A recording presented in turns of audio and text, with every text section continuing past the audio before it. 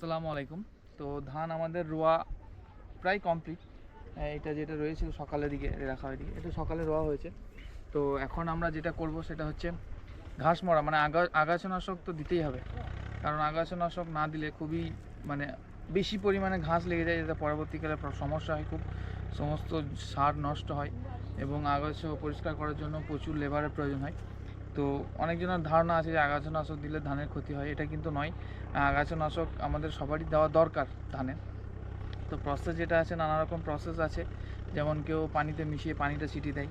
তো আমি যেটা এখন যেটা দেবো সেটা হচ্ছে লিকুইড, আমাদের ওষুধটা ছিল সেটা বালিতে সুন্দরভাবে মিক্স করে সেই বালিটা ছিটিয়ে দেবো।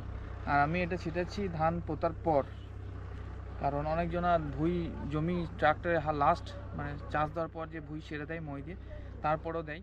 কিন্তু আমি এবছর একবার এটা দিয়ে দেখছি যে ধান পোতার পর, কারণ ধান পোতার সময় আবার হাতে পায়ে অনেকটা নড়ে যায়, তো তো ঘাসের যে কলিগুলো আর থাকে সেটা বেরিয়ে যাওয়ার চান্স থাকে।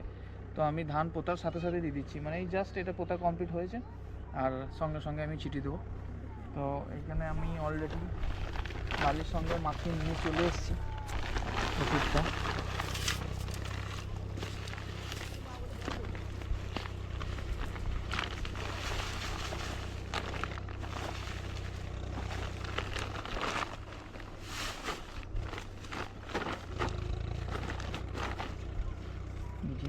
এবার সুন্দরভাবে দেখতে পাচ্ছেন ছিটিয়ে দেবো। তা এটা সর্বপ্রথমে এটাকে ধারে ধারে ছিটিয়ে দেবো এইভাবে, কারণ এটা সারের মতো অত ভালোভাবে সব জায়গায় না পৌঁছালেও হয়, কারণ সব জায়গায় পৌঁছাতে গেলে কষ্ট হবে। এটা মোটামুটি জায়গায় জায়গায় দিয়ে দিলে এটা পানির সঙ্গে মিশে কভার করে দেয় বিষয়টা। তো প্রপার একদম রাসায়নিক সার যেভাবে সেটাই সমস্ত গুছিয়ে ঘোরায় ঘোরায় ওভাবে না ছিটালেও হবে। তো চেষ্টা করা যায় যতটা ভালোভাবে দেওয়া যায়, এটাই বেটার। তো আমি কী করবো, আমি সর্বপ্রথম চারিদিক থেকে আলের ওপর থেকে চারিদিক ছিটিয়ে দেবো, তারপর মাঝে 2 লাইন ছিটিয়ে দেবো, বাস কমপ্লিট হয়ে যাবে।